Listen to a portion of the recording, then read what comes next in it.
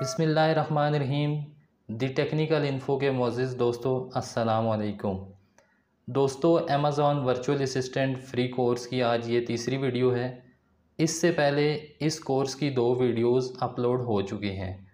अगर आप लोगों ने वो वीडियोज़ नहीं देखी तो इस वीडियो के डिस्क्रिप्शन में उन वीडियोज़ का लिंक मौजूद है, आप उस पर क्लिक करके वो वीडियोज़ देख सकते हैं। दोस्तों, आज की जो वीडियो है वो बहुत ज़्यादा ज़रूरी है उन लोगों के लिए जो अमेज़ॉन के ऊपर बिज़नेस करना चाहते हैं और उन स्टूडेंट्स के लिए जो कि अमेज़ॉन वर्चुअल असिस्टेंट का कोर्स करना चाहते हैं। दोस्तों, आज हम 2 तरीक़ों के बारे में डिस्कस करेंगे। दोस्तों, अमेज़ॉन जो है वो अपने सेलर्स को 2 तरीक़े देता है कि जिन तरीक़ों को इस्तेमाल करके वो सेलर जो हैं अपनी प्रोडक्ट्स जो है वो बायर्स तक पहुंचा सकें। तो इन दोनों तरीक़ों को देख लेते हैं कि ये तरीक़े क्या हैं और किस तरीके से ये तरीक़े काम करते हैं। इसमें सबसे पहले आता है FBA और इसके बाद दूसरा जो तरीका है उसको FBM कहा जाता है। तो चलिए देख लेते हैं कि FBA क्या चीज़ है। दोस्तों, FBA होता है fulfilment bye Amazon, a method of selling on Amazon in which a seller or a seller supplier send their products directly to Amazon warehouses.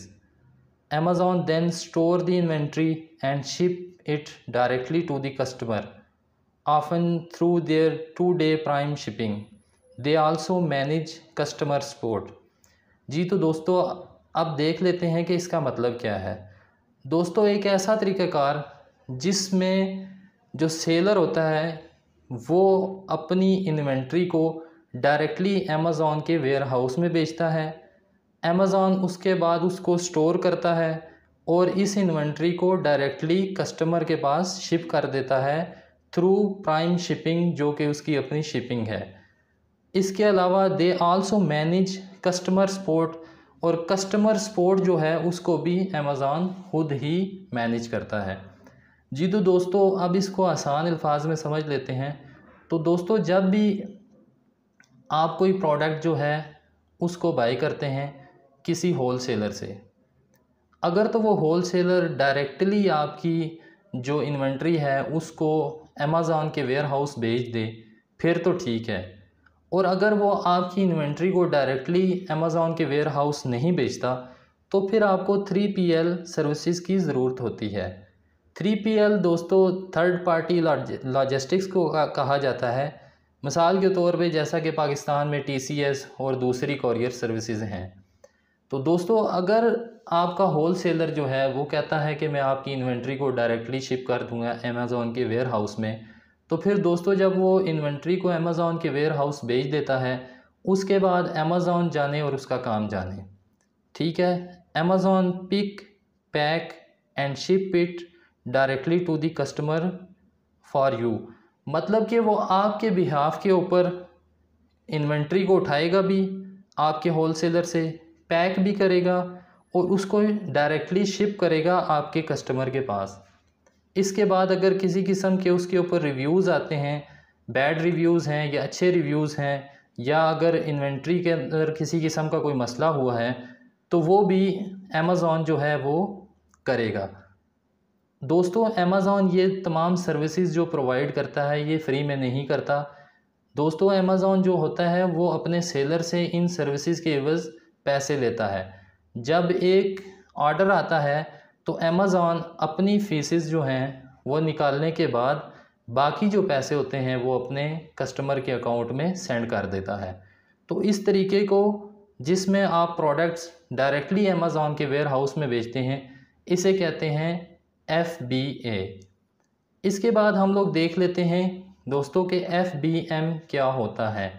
दोस्तों, FBM से बनता है fulfilment bye merchant, a method of selling on Amazon in which a seller list their products on Amazon but manage all storage, shipping and customer support themselves और through another third party. जी तो दोस्तों, इसका क्या मतलब हुआ, इसको समझ लेते हैं।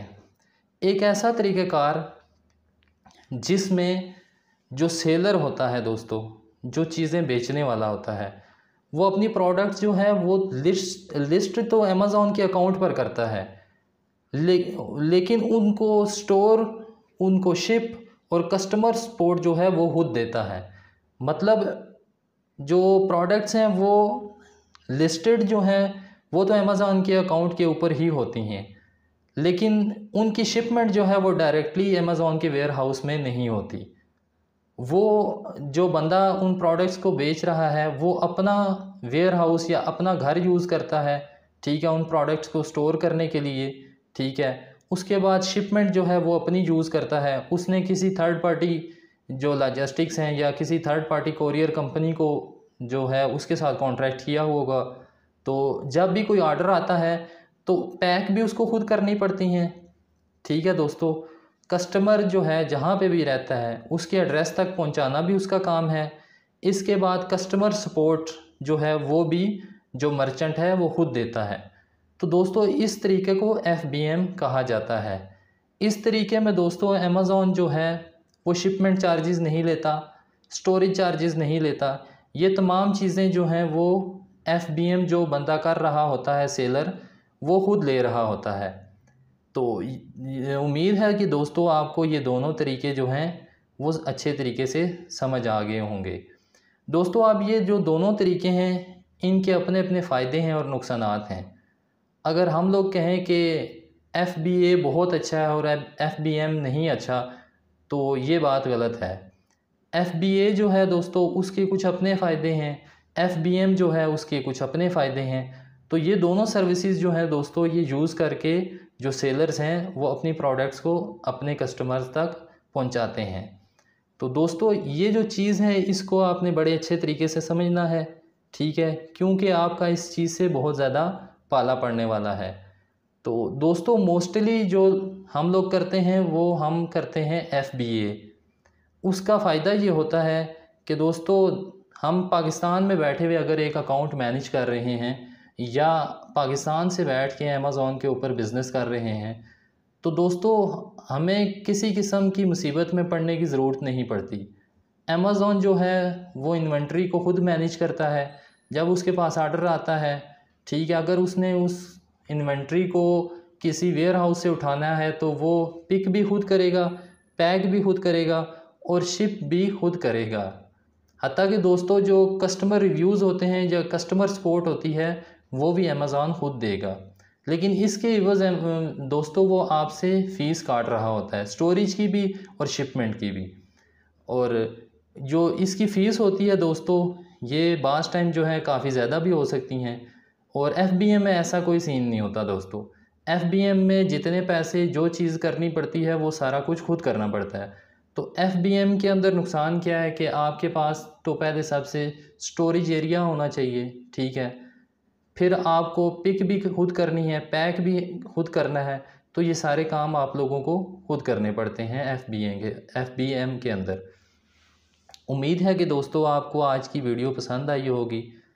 अगर आपने मेरा ये चैनल सब्सक्राइब नहीं किया तो इसको सब्सक्राइब कर लें, बेल आइकॉन को भी प्रेस कर दें और मेरी तमाम आने वाली वीडियोस को लाइक कर दें। तो दोस्तों मिलते हैं एक नई वीडियो के साथ, तब तक अपना बहुत सारा ख्याल रखिएगा।